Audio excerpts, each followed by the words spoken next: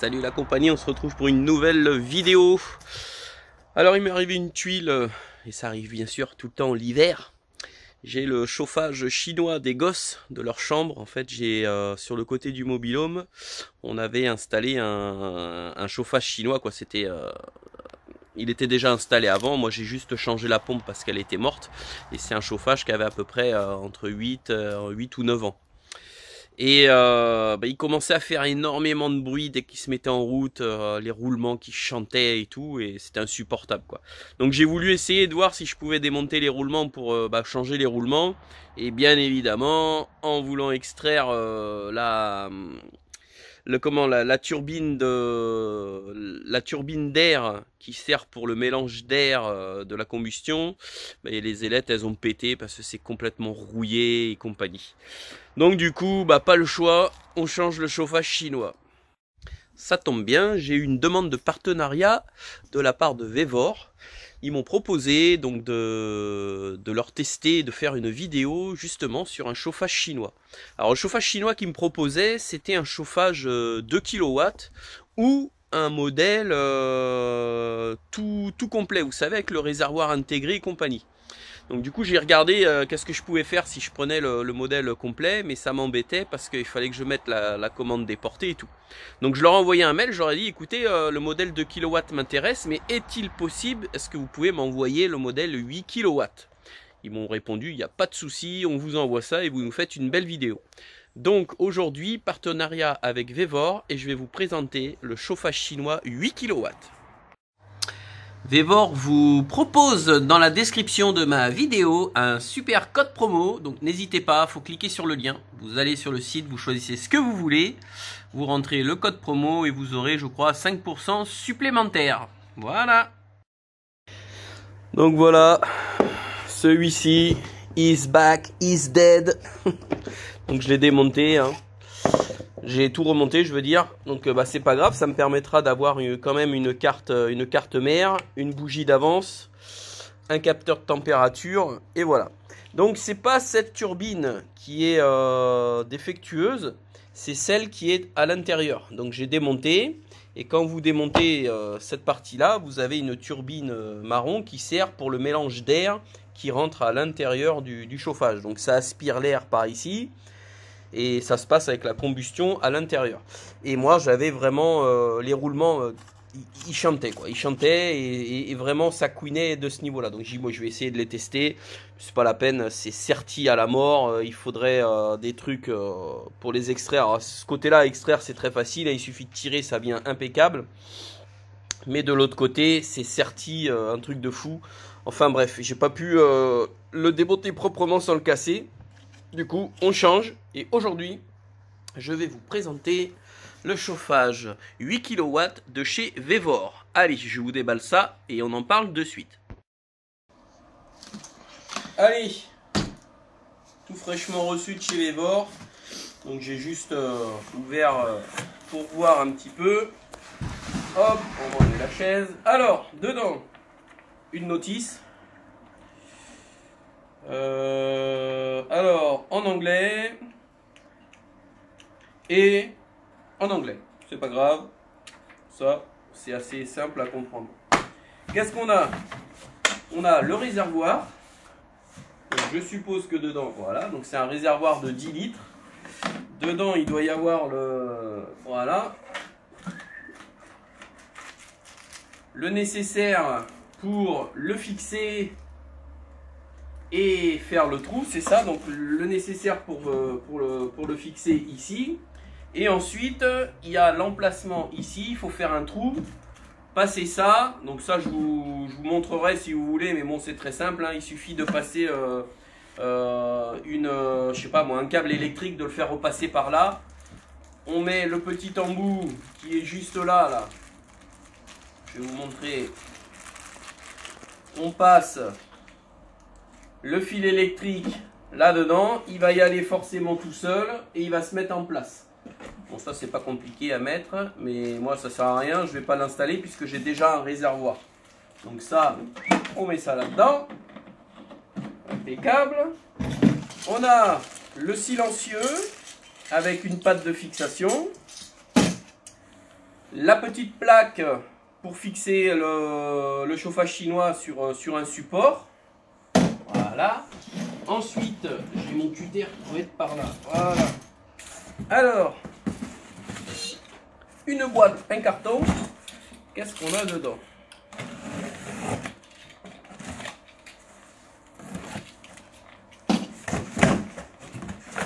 Ah. Alors, qu'est-ce qu'on a dans ce petit carton? On va mettre là. On a tout le nécessaire pour tenir les colliers, le nécessaire pour la pompe, des rilsans, on a un filtre. Alors moi sincèrement je ne vous conseille pas ces filtres là. Je vais vous montrer les filtres que j'ai achetés. Je mets sur pause, juste sur pause. Alors j'ai une petite boîte bien pratique, Shinasto, où j'ai plein de choses. J'ai des contrôleurs en rab, des cartes mères, des pompes, du câblage. Et c'est ce filtre là que je vous conseille. Bon, il a déjà servi celui-là parce qu'en fait il se démonte et on peut vraiment le nettoyer nickel. Donc il y a un joint torique de chaque côté. Et celui-là c'est celui de l'année dernière que j'ai nettoyé. Vous voyez il y a encore un peu de gasoil, il y a encore un petit peu de merde. Il faut que je finisse de le nettoyer. Mais ils sont super bien ces filtres. Voilà. Donc ça je vais pas vous parler de ça hein, parce que j'ai toujours du rab pour les Shinasto. J'ai toujours une carte mère, des pompes d'avance et compagnie.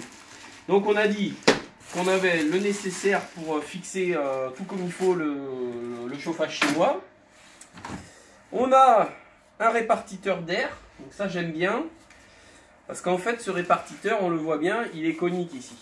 Il y a des T qui existent où c'est plein ici et ici. Ça veut dire que le chauffage chinois, quand il souffle son air chaud, bah, ça tape ici et c'est mal réparti. Tandis que là, à l'intérieur, l'air, il va bien prendre le chemin à droite et à gauche. Donc ça, j'aime bien ça.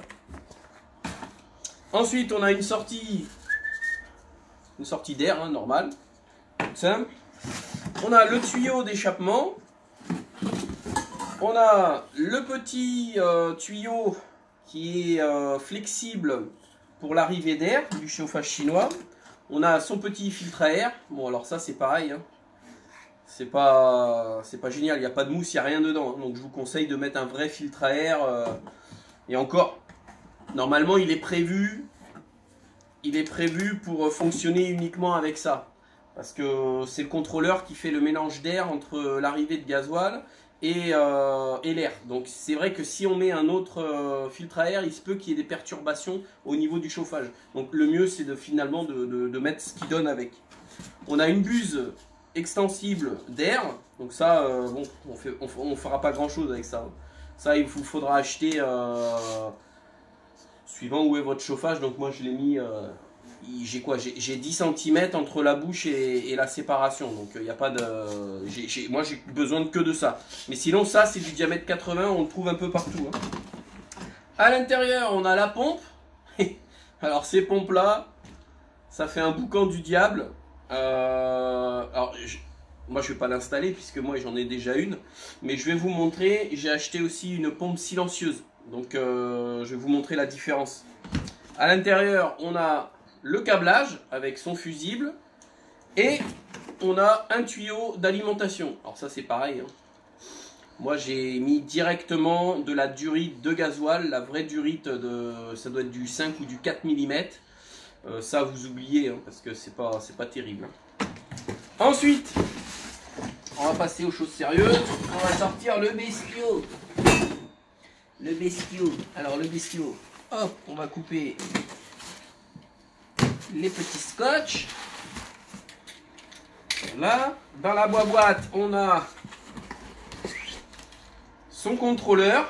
Donc comme je vous disais hein, il ressemble, c'est exactement le même que l'autre, mais le programme à l'intérieur n'est pas le même. Ça veut dire que si je branche ce chauffage avec mon ancien contrôleur, ça ne fonctionnera pas. Il vous faut impérativement mettre le même contrôleur, le contrôleur qui est vendu avec le chauffage chinois.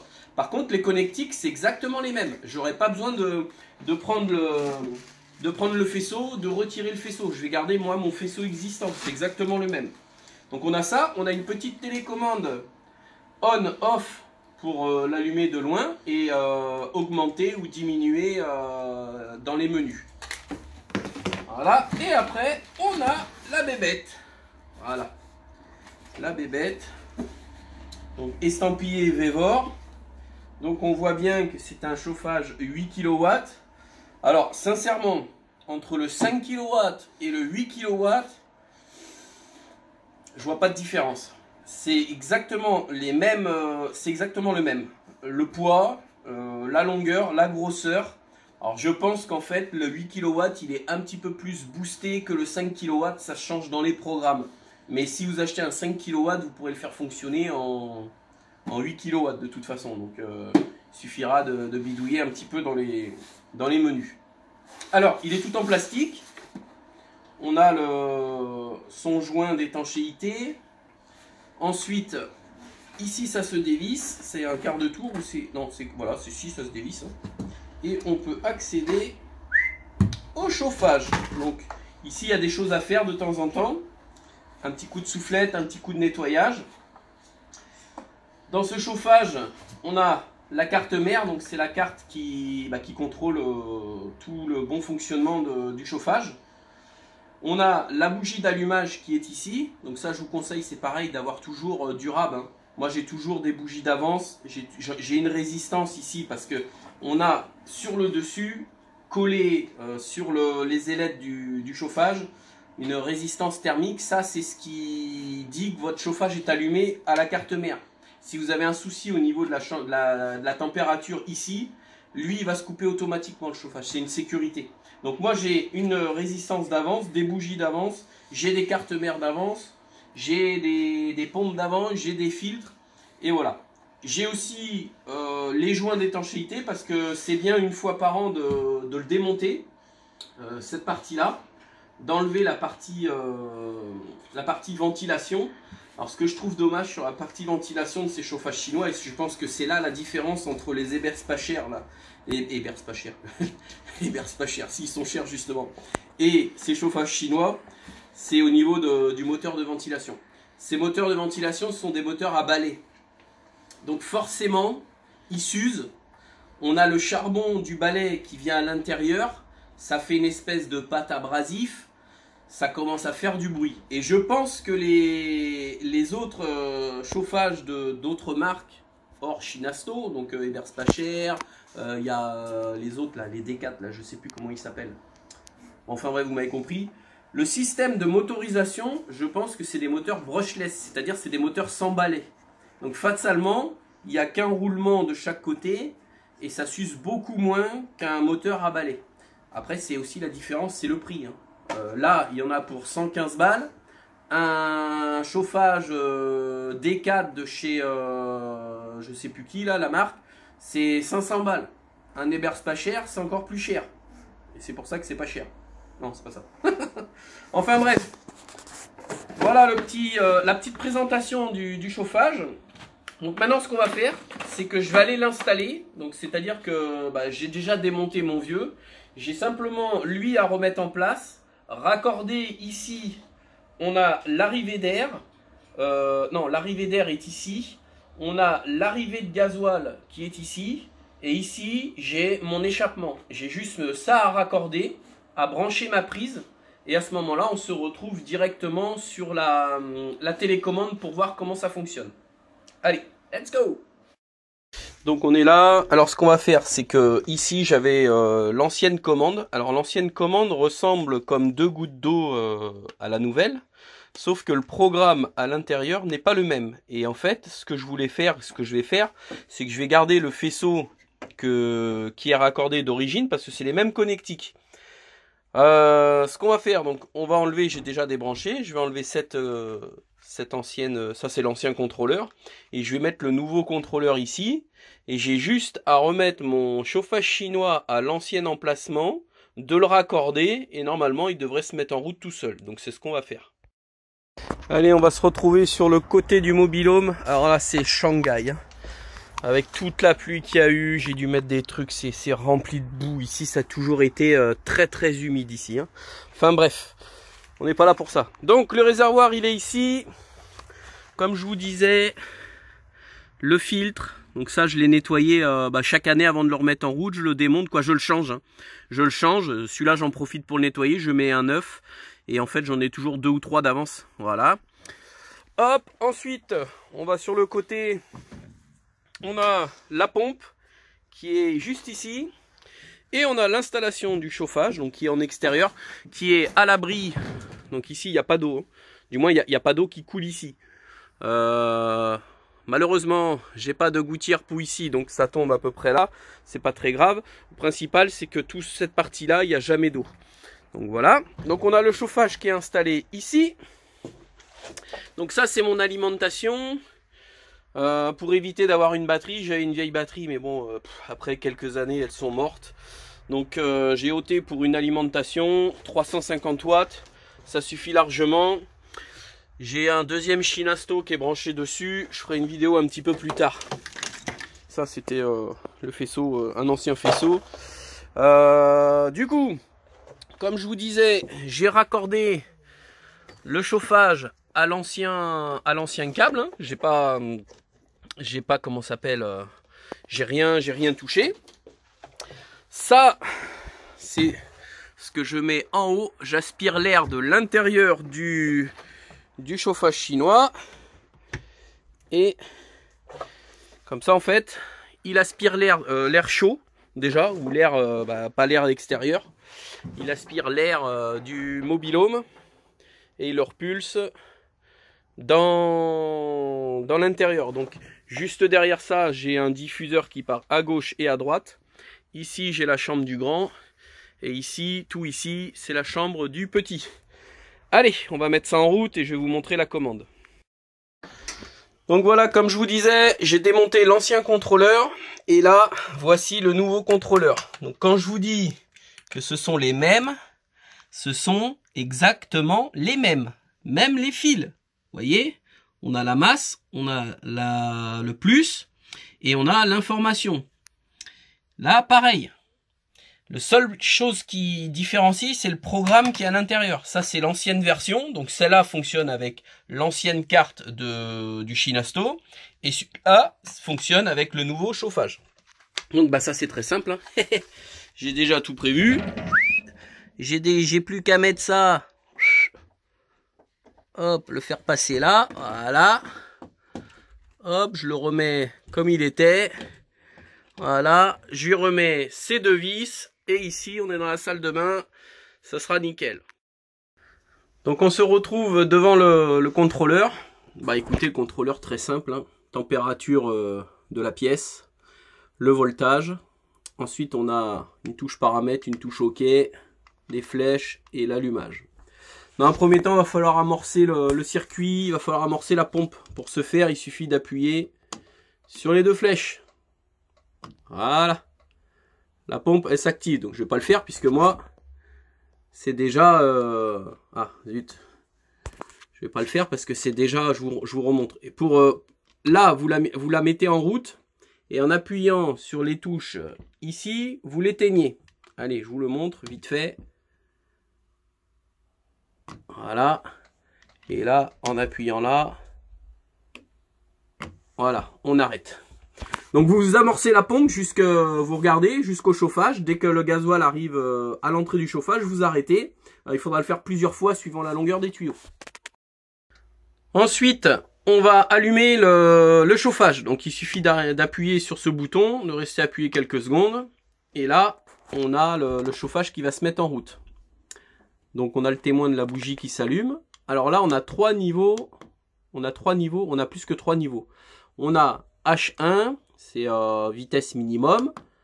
H2, H3, H4, H5 et H6. Et après, on a le mode, normalement, température. C'est-à-dire que là, vous lui donnez une consigne et il doit arriver à la consigne. Alors moi, j'aime pas faire ça parce qu'en fait, le chauffage, il va arriver à la consigne, il va dépasser de 1 degré. Il va se mettre au minimum, donc la température va redescendre et arriver à un certain seuil, il va se renclencher. Mais en faisant comme ça, j'ai trouvé qu'on consommait plus de gasoil. Donc moi, je préfère garder au niveau de la température. Alors nous ici, on se met souvent, comme il fait froid en ce moment, on se met en H2 ou en H3. Donc là, le chauffage, il est en train de se mettre en route. Alors ce bouton, si vous restez appuyé dessus, il va passer en mode température.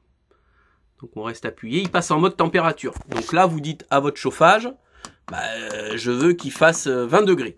Voilà. Donc là il va se caler à 20 degrés. Une fois qu'il va être à 20 degrés, il va réguler sa vitesse tout seul. Le problème que je trouve, c'est que moi, suivant l'isolation et tout, il consomme plus de gasoil dans ce mode-là. Donc moi je préfère, après c'est chacun voit midi à sa porte, mais moi je préfère garder, ici on règle simplement la vitesse de ventilation. Et donc la vitesse de chauffe aussi. On a 6 niveaux, tout simplement. Alors une fois que votre Shinasto il est démarré, on a la touche OK. En appuyant une fois, on va voir la température sur le dessus par rapport à la sonde que je vous ai montré tout à l'heure. Donc ça c'est pas mal parce que ça permet de voir si votre chauffage il est en route, si la sonde fonctionne bien. Voilà, donc là on voit elle chauffe, hein, c'est en train de chauffer. Ensuite ici on va avoir le voltage. Si on retourne, en fait il y a les trois menus. Voilà. Le menu que vous avez sélectionné, ou alors si vous voulez on se met en menu température. Ici toujours pareil, on aura la température du bloc sur le dessus du bloc de chauffe.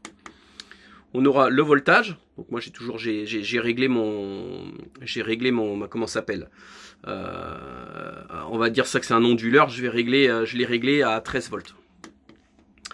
Et on a la température. Comme je vous disais, j'ai commandé une pompe ultra silencieuse. Là, c'est des nouveaux modèles apparemment qu'ils font. Alors, je me suis pas fait chier, j'ai pris sur AliExpress. Hein. Pas sur AliExpress, je l'ai pris sur Amazon parce que je voulais l'avoir rapidement. Elle m'a coûté 30 balles. Vous les avez sur AliExpress aux alentours de 10-15 euros. Donc voilà, c'est une pompe qui se présente comme ça. Donc elle a un filtre intégré apparemment. C'est marqué dessus 5 kW. Bon, sincèrement, il y avait deux modèles. Il y avait la 22 ml et la 28 ml. Donc moi j'ai pris la 28 ml puisque c'est le gros modèle. Hein. Je pense que la 22 c'est pour...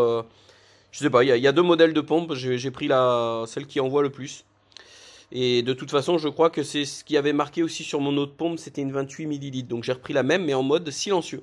Donc ça, je vais l'installer dans le camping-car, parce que comme vous savez, dans mon camping-car, j'ai un chauffage chinois aussi. Et du coup, c'est vrai que c'est un petit peu emmerdant. J'avais fait tout un tas de silent block et tout, mais on l'entend quand même un petit peu, cette pompe. Hein. Et c'est un peu chiant la nuit, tac, tac, tac, tac, ça résonne. Donc ça, je vais l'installer sur celui du camping-car, et puis je vous tiendrai au courant si ça marche bien. Voilà. Ah oui, on n'a pas parlé de quelque chose d'important quand même. C'est la consommation. Alors, ce chauffage, il est donné pour consommer à peu près 0,3 litres à l'heure. Donc, c'est à peu près ce que je fais. Parce que nous, on le met le soir quand on rentre. Et on l'éteint le matin aux alentours de 7 heures. Donc, ça fait à peu près, on va dire, allez... un peu moins de 20 heures, on est aux alentours de 20 heures et on a consommé 5 litres. 5 litres. Voilà. Alors moi dans ce chauffage, comme dans les autres d'ailleurs, je mets pas de gasoil. J'utilise le liquide pour les poêles à pétrole. Ça fonctionne exactement pareil. C'est surtout moins cher. À l'époque, les bidons, on les avait à 18 balles. Bon là, on a eu une promo la dernière fois. On a réussi à avoir des bidons pour... C'était combien ? 24 euros et des bananes. 24,90. Ouais, 24,90 ou un truc comme ça. Donc ouais, 25 balles. Alors c'est du foutage de gueule, hein, je trouve. Hein. C'est pareil, mais bon, on n'a pas le choix.